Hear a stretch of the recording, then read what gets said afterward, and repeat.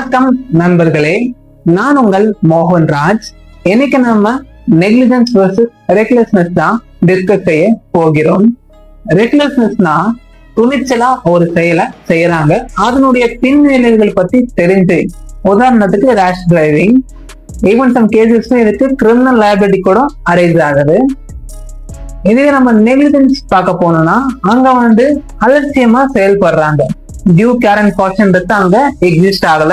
இதோட 3 எலிமெண்ட்ஸ் என்னன்னா first legal டியூட்டின்றது exist ஆகணும். செகண்ட் அந்த லீகல் டியூட்டின்றது இங்க பிரீச் செய்யப்பட்டிருக்கணும். மூன்றாவது பார்க்க போனோம்னா இந்த பிரீச் செய்யப்பட்ட லீகல் டியூட்டினால நம்மளோட பிளைன்டிஃப்க்கு டேமேஜஸ் அரைஸ் ஆகிருக்கணும். இது இருந்துச்சுன்னா அவரோட காம்பன்சேஷனை கிளைம் பண்ண முடியும்.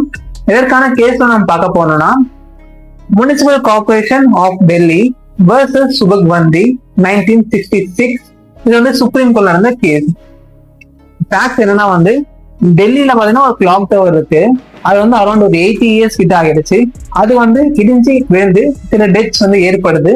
சுப்ரீம்வந்தின்றவங்க சுப்ரீம் கோர்ட்ல கேஸ் ஃபைல் பண்றாங்க. கோர்ட்ல என்ன சொல்றாங்கன்னா, சோ இந்த அத்தாரிட்டிஸ் நெக்லிஜென்ட்டா செயல்பட்டு இருக்காங்க. பொதுவாக ஒரு கிளாக் டவரோட லைஃப் எக்ஸ்பெக்டன்சி எவ்வளவுனா 40 இருந்து 45 வருஷம். இவங்க அலட்சியமா செயல்பட்டதால தான் இந்த டெத்ஸ் ஏற்பட்டிருக்கு. அதனால அந்த இழப்பு ஏற்பட்ட நபர்களுக்கு இந்த முனிசிபல் கார்பரேஷன் ஆஃப் டெல்லி தான் நஷ்டஈடு வரணும்னு சொல்லிட்டு தீர்ப்பளிக்கிறாங்க. நன்றி நண்பர்களே.